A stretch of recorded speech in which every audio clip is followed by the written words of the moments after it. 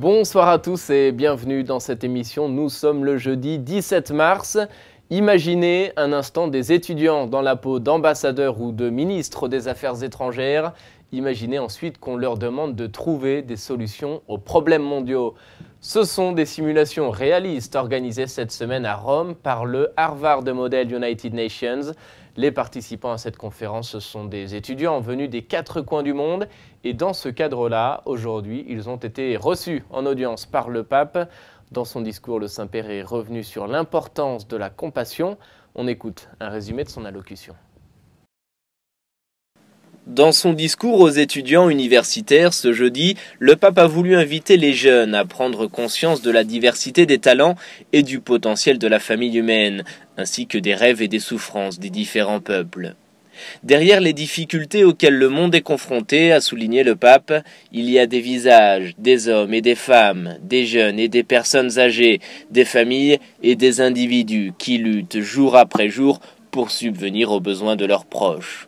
Il y a des personnes victimes de la violence et de l'intolérance, des réfugiés contraints d'abandonner leur maison, privés de leurs terres et de leur liberté. Ces personnes ont besoin de votre aide, a insisté le souverain pontife. Ils réclament à grands cris qu'on les écoute. Ils sont dignes de vos efforts pour la justice, la paix et la solidarité. Le pape François a rappelé que la force d'une communauté ne repose pas sur les connaissances ou sur les compétences des personnes qui la composent, mais sur la compassion des uns envers les autres, sur le soin qu'ils apportent aux plus faibles d'entre eux. Quant à elle, l'Église catholique est engagée au service des pauvres et des réfugiés. Elle soutient les familles et les communautés. Elle protège la dignité inaliénable et les droits de tous les membres de la famille humaine, quelle que soit leur origine et les circonstances. Son rôle mérite d'être connu. Le pape François prie pour que les Nations Unies et chacun des États membres soient toujours au service des personnes vulnérables et marginalisées. Ce jeudi également, le pape a célébré la messe dans la chapelle de la maison Sainte-Marthe. Dans son homélie, le Saint-Père s'est arrêté sur la vertu d'espérance. Une vertu humble et forte qui nous soutient, a expliqué le pape. L'espérance, a-t-il insisté, ne déçoit jamais. Elle est une source de joie et de paix dans nos cœurs. On écoute un résumé de son homélie. L'espérance est une vertu humble et forte qui nous soutient, nous permet de ne pas sombrer face aux difficultés de la vie et nous aide à ne pas perdre le désir de trouver Dieu. Le pape a insisté sur ce point lors de la messe célébrée ce matin en la chapelle de la maison Sainte-Marthe. À l'approche de Pâques, le pape a fait remarquer qu'être chrétien voulait dire espérer contre toute espérance. Dieu qui a appelé Abraham et l'a fait sortir de sa terre sans savoir où il allait est le même Dieu qui a été crucifié pour accomplir sa promesse.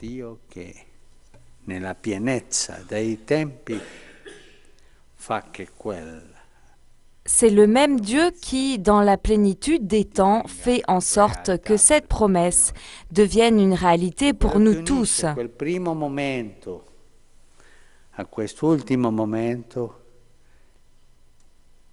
C'est le fil de l'espérance qui unit ma vie chrétienne à notre vie chrétienne à tout moment et permet d'aller de l'avant.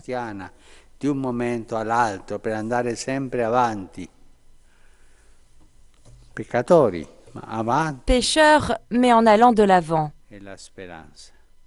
C'est l'espérance.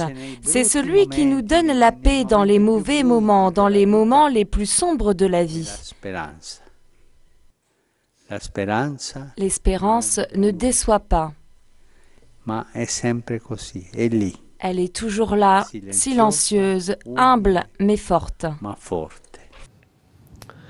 Sachez enfin que le pape recevait aujourd'hui le président portugais Marcelo Rebelo de Sousa. Les deux hommes se sont félicités pour les bonnes relations qu'entretiennent le Portugal et le Saint-Siège, mais aussi pour le rôle que joue l'Église dans la vie du pays.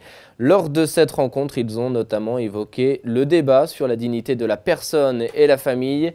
Ils ont par ailleurs parlé de la situation européenne et internationale ainsi que de la crise migratoire. Voilà, c'est la fin de cette émission. Merci d'avoir été avec nous. Je vous souhaite une très belle soirée sur Ciel et Lumière. À bientôt.